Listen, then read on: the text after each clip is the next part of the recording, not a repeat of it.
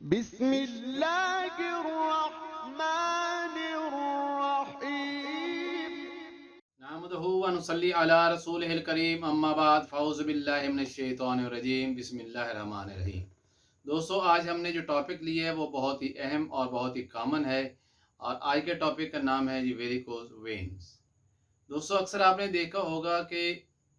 कुछ लोगों के पाँव में या इनकी पिंडलियों के अंदर मोटी मोटी जो है वो वेन्स हैं वो फूली होती हैं। दरअसल इसकी वजह ये होती है कि ब्लड सर्कुलेशन जो है वो इन वेन्स के अंदर रुकना शुरू हो जाता है,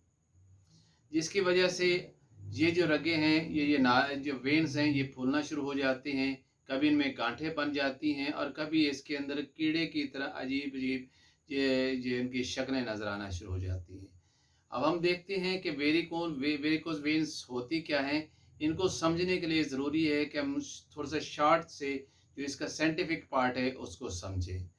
तो इसको समझने के लिए कि वेन्स क्या है, हमें ब्लड सर्कुलेशन को समझना होगा, यानी वो सिस्टम जिसमें जो है कि ब्लड जो है हमारे दिल से जो है वो चालू होता है और दोबारा फिर वापस हमारे दिल में आता है, इससे हम ब्लड सर्कुलेशन कहते हैं।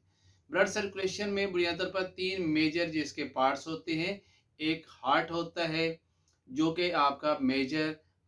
पंप है जो ब्लड को जो है वो जो पुश करता है आपके आर्टरीज के अंदर, और आर्टरीज जो हैं वो आपके इस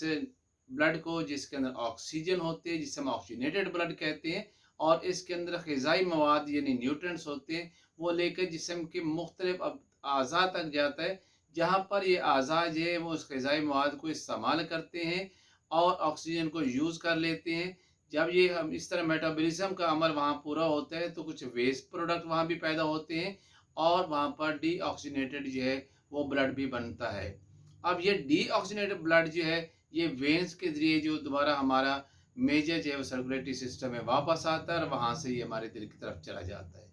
अब ये जो भी खून जो है जो वापस आ रहा होता है ये हमारी वेन्स के ज़रिए आता है। तो वेन्स की अगर समझने के लिए भी ज़रूरी है कि हम देखें कि वेन्स के अंदर ऐसी क्या चीज़ है जिसकी वजह से ब्लड जो है वो वापस हमारे दिल की तरफ आ रहा है। आर्टरीज में तो हमने देखा है कि आर्टरीज के पीछे जो हार्ट लगा हुआ है जो एक पंप के तौर पे काम कर रहा है और वहाँ से ब्लड जो है वो हमारे तमाम अज़ा तक पहुँच रहा है। फिर तमाम अज़ा से जो ब्लड बैक वापस आता है उसमें कौन सा मैकेनिज्म जो है वो होता है जिसकी वजह से जो ब्लड जो है बड़े आराम के साथ हमारे दिल की तरफ आता है। तो दोस्तों, वेन्स को सबसे देखते हैं कि वेन्स को हम दो हिस्सों में क्लासीफाई करते हैं। एक तो वो वेन्स होते हैं जो हमारे मसल्स के अंदर बहुत डीप होते हैं जिन्हें डीप वेन्स कहते हैं, और कुछ जो ऐसे वेन्स होते हैं जो हमारी जिल्द के बिल्कुल ऊपर होते हैं जिसे हम सुपरफिशियल वेन्स कहते हैं।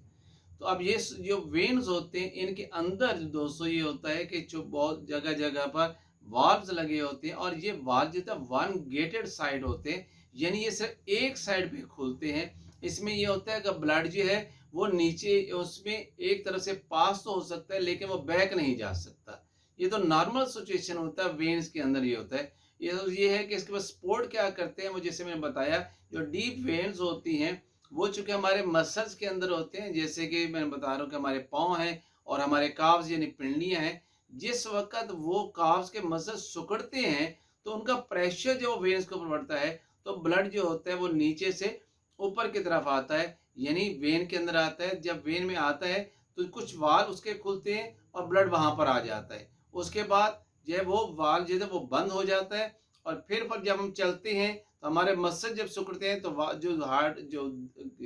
ब्लड है वो ऊपर वाले हिस्से में आ जाता है और इस तरीके से हमारे चलने से मसल्स के कांटेक्ट होने की वजह से हमारा जो ब्लड है जैसे पाँव से काफ्स और काफ से थाइस और थाइस से ये ऊपर हिस्से में चला जाता है। अब होता ये है कि दोस्तों अब ब्लड जो है वो हमारे जो वापस जो आता है वेन्स के जरिए आता है, जो हमारे अपर बॉडी से जो आता है वो तो उसको जो है नीचे का हार्ट तक आने के लिए ज़्यादा फोर्स लगाने की ज़रूरत नहीं होती, वो तो आराम से नीचे जो है सुपर वेना जो है वेना कैवा में आ जाता है और बड़े आराम के साथ वो हार्ट में चला जाता है। लेकिन जो ब्लड हमारे निचले हिस्से से ऊपर आता है, चूँकि उसके जो है वो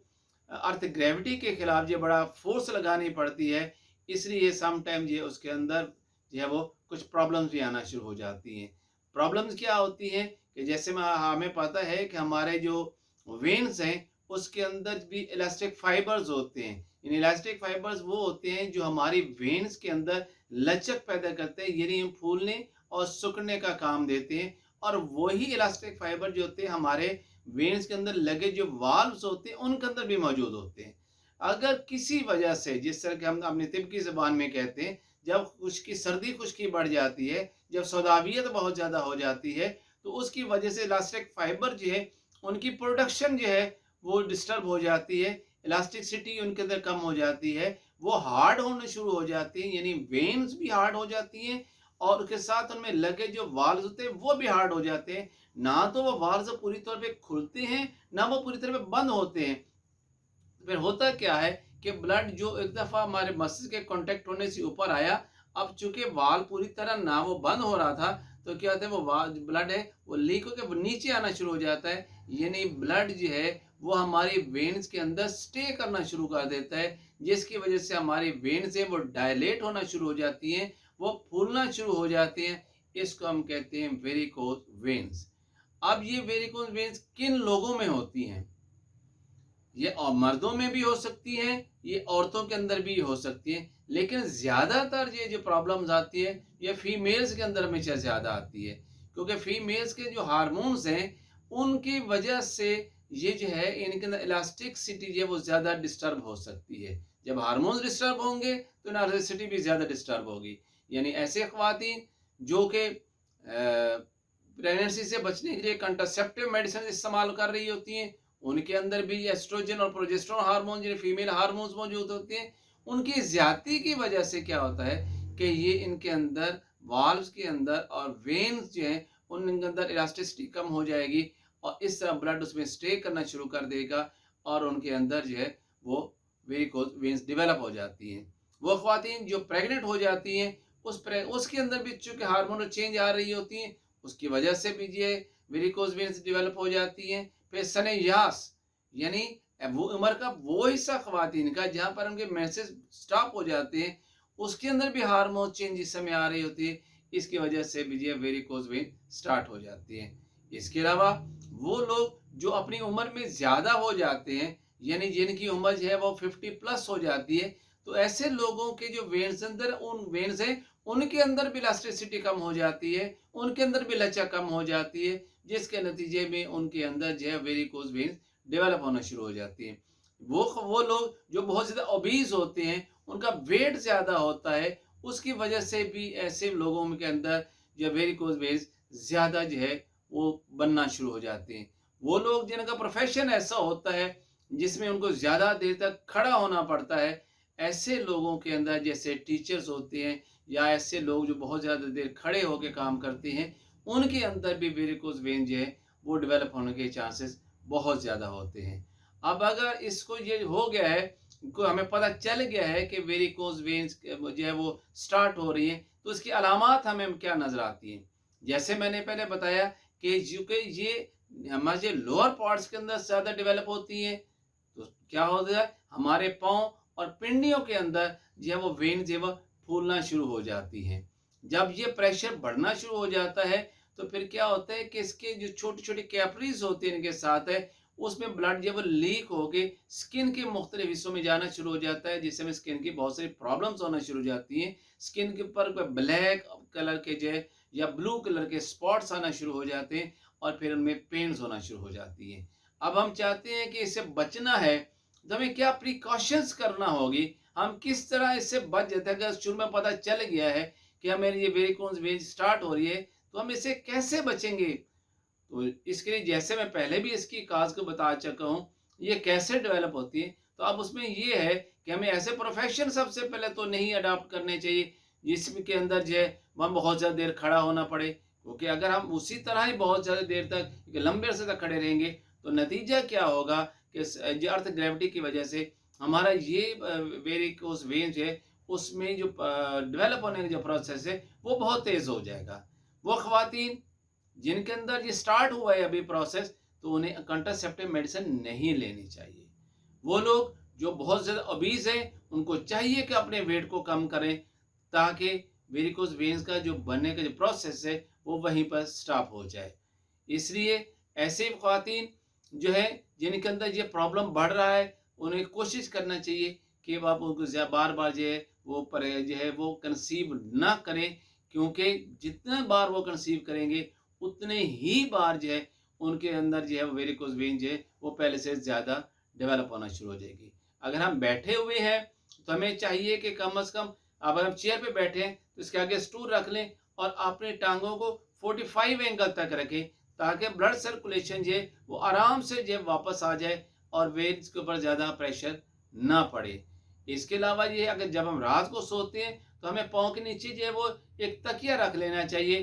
तो आगे थोड़ी सी हमारी टांगें जब एलिवेटेड रहेंगी और इस तरीके से ब्लड जो बड़े आसानी के साथ हमारे दिल की तरफ आ जाएगा। लेकिन जब ये सारी की सारी मेजरमेंट्स करने के बावजूद भी जब वेरिकोज वेन जो है वो उनका प्रोग्रेस होने का जो है वो अमल ना रुक रहा हो, तो फिर हमें मजबूरन मेडिसिन का इस्तेमाल करना पड़ता है। दोस्तों, एलोपैथी के अंदर तो इसका इलाज सिर्फ सर्जरी है, लेकिन सर्जरी के जरिए कभी इसकी रूट काज जो है वो ठीक नहीं होती। मतलब यह है कि इसकी रूट काज क्या थी? इलास्टिक फाइबर्स का कम हो जाना, वेन्स का हार्ड हो जाना और उन वाल्व्स का पूरी तरह जो है वो कॉन्ट्रैक्ट ना हो सकना, जिसकी वजह से ब्लड जो वापस आ रहा था वेन्स के अंदर, ब्लड वहां स्टे कर रहा था, हमें उस इलास्टिसिटी को दोबारा फिर रिप्रोड्यूस करना पड़ेगा। हमें ऐसी मेडिसिन देनी पड़ेगी जो हमारे जिस्म से खिलते सौदा का अखराज भी करे और ऐसी मेडिसिन जो वो इलास्टिक फाइबर्स को उसको रीडेवलप कर दे। तो तिब के अंदर अल्हम्दुलिल्लाह इसका बहुत ही कामयाब अद्वियात हैं और बहुत सारी अद्वियात हैं जिस काम के लिए इस्तेमाल होती हैं, लेकिन जो अद्वियात मैं इसके लिए इस्तेमाल करवाता हूँ वो बहुत ही सिंपल सा है, नुस्खा है। आप इसे नोट फरमा लीजिएगा। आप ये अद्वियात जो है वो आप चंद माह तक रेगुलर इस्तेमाल करेंगे तो इंशाल्लाह वेरिकोज बनने का जो अमल है ना सिर्फ वो रुक जाएगा, बल्कि जो वेरिकोज डेवलप हो चुके हैं वो ऐसा ऐसा नॉर्मल हो जाएंगी। यानी जो वेरिकोज वेन्स डायलेट हो गई थी वो बिल्कुल नॉर्मल होकर अपने नॉर्मल साइज पे आ जाएंगी और वहां से वेरिकोज जो है उसके अपीयरेंस टोटल तौर पे खत्म हो जाएगी। इसमें अद्वियात जो मैं इस्तेमाल करता हूँ, इसमें तो एक थे कॉर्ड इंडिया, आपने वो लेना है। सपोज आपने 50 ग्राम लिया तो 50 ग्राम जो है आप इसमें काली जीरी लेनी है। दोनों को अलग अलग आपने पाउडर कर लेना है। चूंकि ये दोनों अद्वियात काफी कड़वी होती हैं, या तो 00 का कैप्सूल भर लें, यानी उसमें के अंदर 1 ग्राम के लगभग जो मेडिसिन आ जाएगी। तो ये दवा जो है आप सुबह, दोपहर और शाम खाना खाने के आधा घंटा के बाद पानी से लेंगे तो ये आपके खून के जो अंदर जो गाढ़ापन है उसको ठीक करेंगे और इसके लिए है आपके खून से जो सौदा है जो उसको बिल्कुल वहाँ से ड्रेन कर देंगी। आपकी जो नालियाँ खून की वेन्स हैं वो जो बहुत हार्ड हो चुकी हैं उसको नरम करेंगी और उसके इलास्टिसिटी को दोबारा फिर रीडेवलप कर देंगी, जिससे इंशाल्लाह इसकी रूट काज क्लियर हो जाएगी और हमें सर्जरी जैसे जो है वो तकलीफ दे अमल से बार बार नहीं गुजरना पड़ेगा और हमारा ये मर्ज मुस्तकिल तौर पर ठीक हो जाएगा। अगर आपको ये मेरी वीडियो पसंद आए तो ख़ुद भी इसे लाइक कीजिए और ऐसे दोस्तों को ज़रूर फॉरवर्ड कीजिएगा जिनके अंदर आप ये समझते या जिनमें देखा है आपने ये मर्ज डेवलप हो चुका है, ताकि वो भी इस बीमारी से छुटकारा हासिल कर सकें। Professor Hakim Saad Sultan from Lahore.